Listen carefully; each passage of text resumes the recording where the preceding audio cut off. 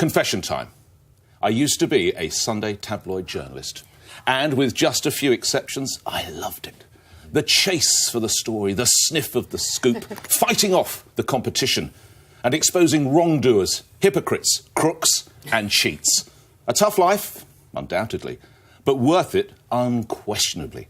That's why I applaud the Sunday Mirror, bizarrely, the first Fleet Street title for which I worked, for breaking the story concerning Jim, the washing machine salesman, otherwise known as Labour statesman Keith Vaz, and the allegations of rent boys and their possible purchase of Class A drugs. Now, some dreary no-marks are complaining about harassment and intrusion. Utter cobblers.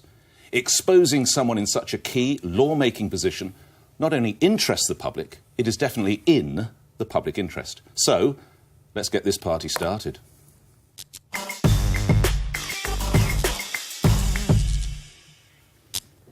That's just plain mean, Nick. Mean. No, it's not me. It is in the public interest because he was in a position of influence. Am I allowed to disagree with one of the 1,000 most important people in London? You too. Referring to a poll in the Standard. Rachel. Yes, yes. No, in all seriousness, I know Keith. I've known him a very long time and have a lot of friends who are close to him. OK.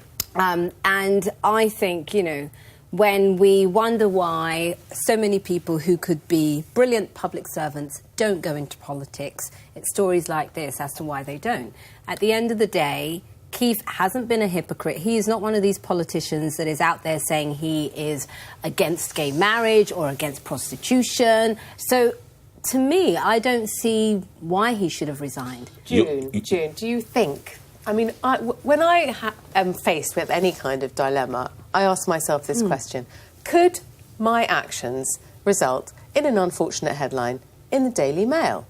If you were Keith Vaz, chairman of the Home Affairs Committee, and you were pretending to be Jim, a washing machine salesman, and you had 2 rent boys, a third arriving, some of them possibly with Class A drugs, and your committee was the committee tasked with investigating Class A drugs and prostitution, do you think you might say to yourself, I don't think this one is going to play so well in the tabloids? And to be fair, most washing machines come with a filter. He clearly doesn't.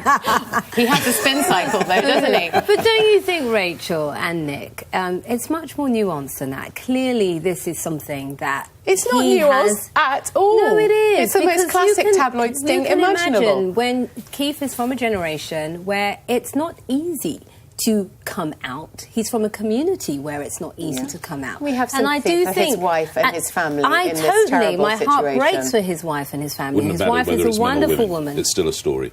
You cannot be, and you cannot be in charge of a committee that's looking at aspects. In 2016, it's not our place to out people. You can't grandstand over witnesses and pick holes in their defences. We shouldn't be ruining lives. As he himself said, those who stand on whatever it is, how people took out should themselves be accountable. Let's get Emma strangely quiet so far. What I always do when I look at a story like this is I remember my first reaction, right? And regular people's reactions, not looking at it from the media point of view. Most people don't hire rent boys, assume a false identity and take poppers. They don't. They just don't. And most people aren't politicians. You don't have to be a politician, but for a short period of your life, if you choose to do that, you are there to serve. You are a member of Her Majesty's, MPs here. You are a position of and to represent respect, your constituents. Authority, and to can I just finish? Yeah. And to represent people. Yeah. Okay. Just even put aside what his position was on that committee.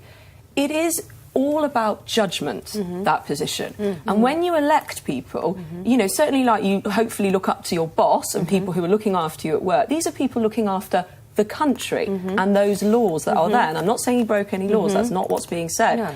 But it is a question of judgment. Because what was said to me was a couple of my friends said, God, we don't do anything like that, and we're not even MPs. I mean, just remember, regular people, we always talk about regular people, but regular people's reactions to seeing quite an extraordinary evening in the life of an MP. I think you'd be surprised what regular people get up to. But they don't they don't put themselves forward to serve or represent people or be a good judge on laws. But Emma, don't you think we still live in a society where people cannot be who they really are? I think that's the bigger question here. And it is not our place to be outing people and ruining families. I just think this is wrong. he says it himself, though, doesn't he? He said that those who hold others to account must themselves be accountable. So he's accepting that the position that he's in takes on a duty of responsibility, which is above and beyond people, as you've said, that are regular people. Now,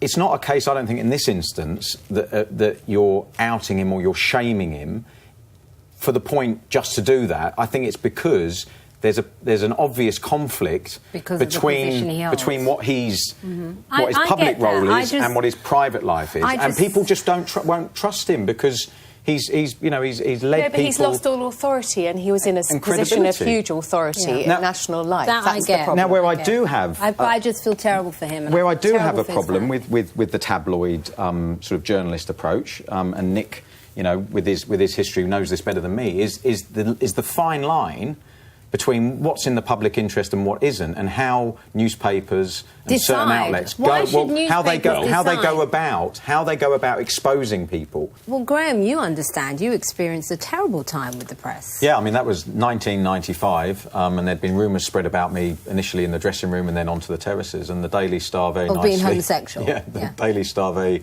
kindly, just before quite a big game, put that on the front page of their paper. And the fact was, obviously it's pre-Leveson, but the fact is, it was a rumour. There was nothing to substantiate it because it was completely untrue. But the way they framed that headline was with a question, and I couldn't do anything about it because it didn't say, they weren't saying that I was gay.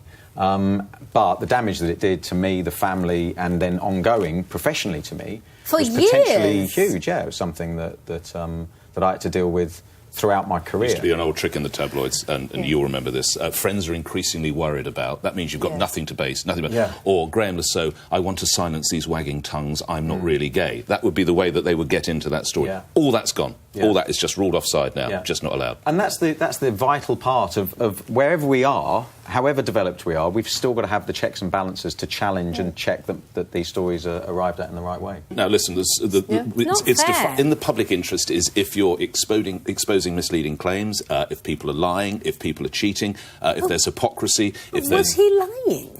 He was hypocritical. And remember, he also gave a speech in Commons, which everyone was chortling. Hold on a second. He gave a speech in the House of Commons where he talked about poppers, and he said, I have no knowledge of this, and people are all chortling around it. Now, we don't have the chronology, but certainly we now know that perhaps he was better informed. So he almost misrepresented within the House. So it comes back to this position. He's in, or this aspect. He's in a position of authority, and he's got to... I'm sorry he's a personal friend, but he had to go. Have you spoken to him, June? Have you been in touch? I sent a message, but I haven't spoken to him. Has he said anything back? No. OK, because what I would say also is the tabloids in the post-Leveson era, there is a new code governing newspapers. You aren't going to see many of these stories anymore like you used to. And why? No, sorry, just Nick, to this point.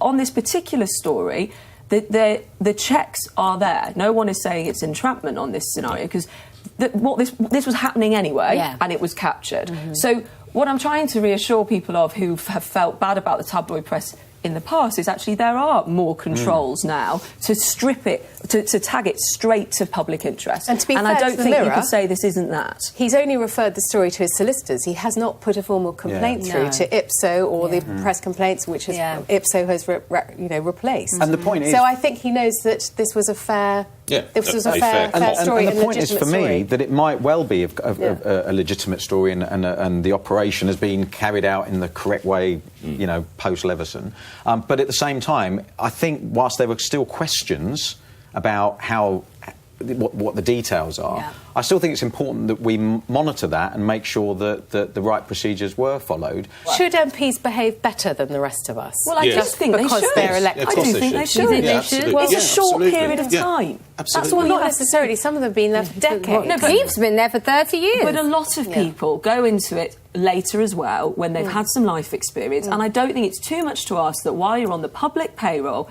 looking after people's interests and putting their cases forward, that you hold yourself to the very highest standard. But don't you have compassion for somebody who maybe cannot be who they really are?